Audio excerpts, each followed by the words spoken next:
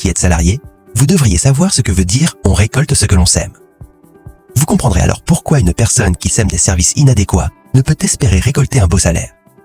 Vous saurez qu'il faut cesser de demander un plein salaire pour un travail plus ou moins bien fait. Et pour vous qui n'êtes pas salarié, mais qui désirez connaître ce que la vie a de meilleur à offrir, pourquoi ne pas faire preuve de bon sens et commencer par essayer d'obtenir ce que vous désirez d'une façon sûre et simple? Oui, il existe une façon sûre et simple d'obtenir ce que nous attendons de la vie. Et son secret est à la portée de toute personne qui s'applique à fournir des efforts supplémentaires. Il n'existe pas d'autre façon de le connaître, car c'est notre personne qui en détient le secret. Un conte de fées raconte que l'on peut trouver un grand chaudron rempli d'or au bout d'un arc-en-ciel. Ceci n'est pas qu'un simple conte de fées, c'est aussi la réalité. Mais pour atteindre ce grand chaudron rempli d'or, nous devons fournir des efforts supplémentaires afin de suivre l'arc-en-ciel. Et le problème avec la plupart d'entre nous, c'est que nous ne savons pas faire d'efforts.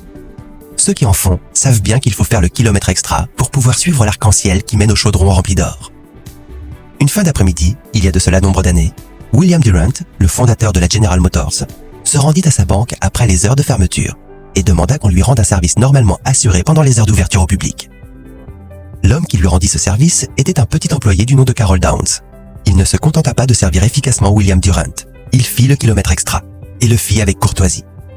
Il fit sentir à William Durant que c'était pour lui un plaisir que de le servir. Ce qui peut sembler banal et en soi de peu d'importance, devait à l'insu de Carol Downs avoir des répercussions considérables. Le lendemain, Durant demanda à Downs de venir le voir à son bureau et lui offrit un poste que ce dernier accepta. On lui attribua un bureau dans une salle où près de 100 personnes travaillaient et on lui précisa que les heures de travail allaient de 8h30 du matin à 5h30 de l'après-midi. Son salaire de départ était modeste.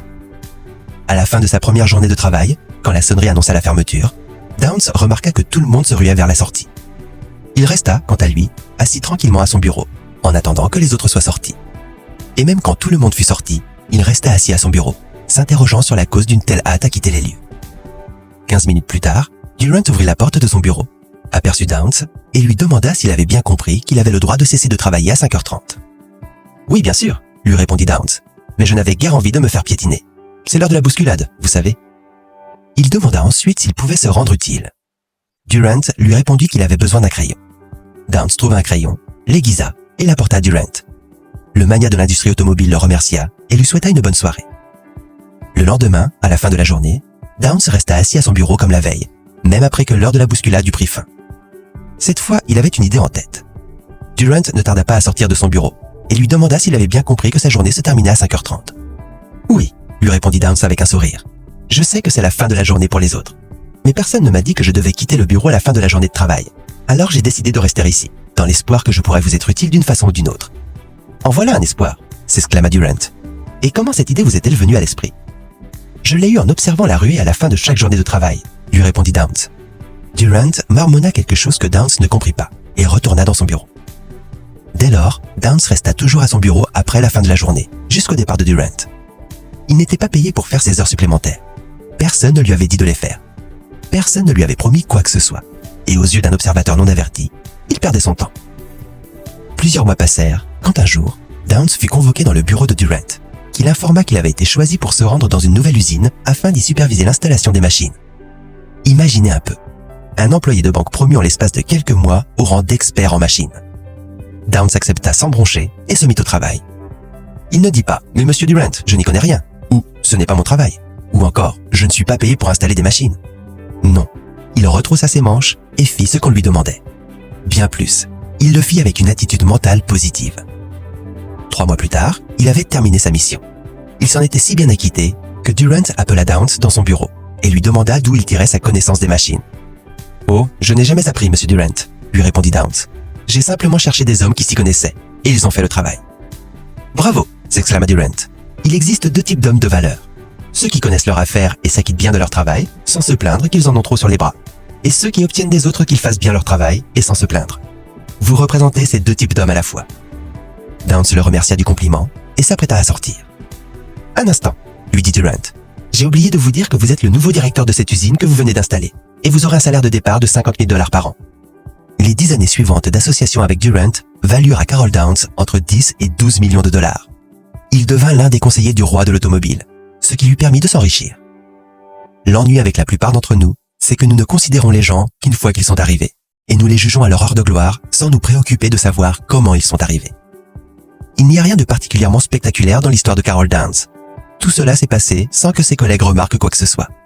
Et nous ne doutons pas que bon nombre d'entre eux l'aient envié, aient cru qu'il avait été avantagé soit par Durant, par des relations, par la chance, ou enfin par tous ces motifs que trouvent les gens qui ne réussissent pas pour expliquer et excuser le fait qu'ils n'avancent pas dans la vie. À dire vrai, Downs jouissait d'un avantage auprès de Durant. Il l'avait créé de sa propre initiative. Il l'avait créé en faisant plus que ce qu'on lui demandait dans une affaire aussi triviale que celle de se donner la peine de tailler un crayon, alors que tout ce qu'on voulait était qu'il en apporte un. Il l'avait créé en restant à son bureau dans l'espoir de se rendre utile à son employeur après la ruée de 5h30. Il l'avait créé en faisant usage de son droit de faire preuve d'initiative, lorsqu'il avait trouvé des hommes compétents en installation des machines, au lieu de demander à Durant où et comment les trouver. Passez en revue les circonstances de sa réussite, une à une, et vous découvrirez qu'elle est entièrement due à son esprit d'initiative. De plus, son histoire se résume à une série de petites tâches bien accomplies, avec l'attitude d'esprit appropriée. 100 autres employés auraient peut-être pu s'acquitter de ces tâches aussi bien que Downs. Mais l'ennui avec eux, c'est qu'ils recherchaient l'arc-en-ciel en lui tournant le dos, au moment de la ruée de fin d'après-midi. Plusieurs années plus tard, l'un de ses amis demanda à Carol Downs comment il avait réussi à saisir sa chance avec Durant. « Oh, répondit-il avec modestie, j'ai fait mon possible pour me trouver sur sa route. Comme ça, il a pu me remarquer. Quand il avait besoin d'un petit service, il m'appelait parce que j'étais la seule personne à l'horizon.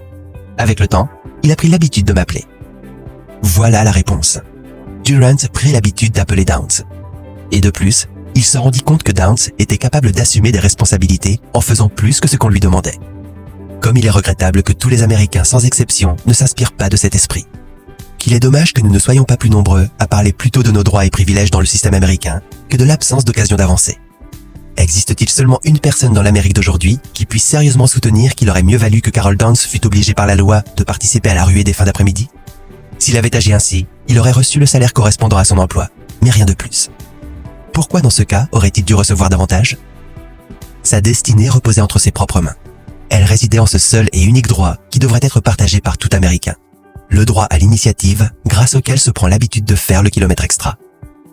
Voilà l'histoire résumée en quelques mots. La réussite de Downs n'a pas d'autre secret.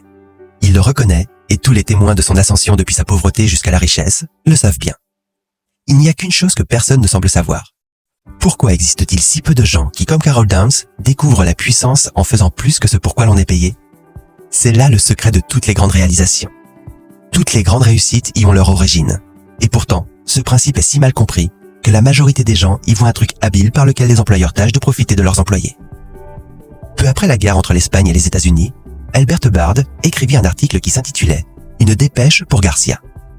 Il y racontait brièvement comment le président McKinley avait chargé un jeune soldat du nom de Rowan d'apporter un message du gouvernement des États-Unis à un chef rebelle, Garcia, dont on ne connaissait pas la cachette avec certitude.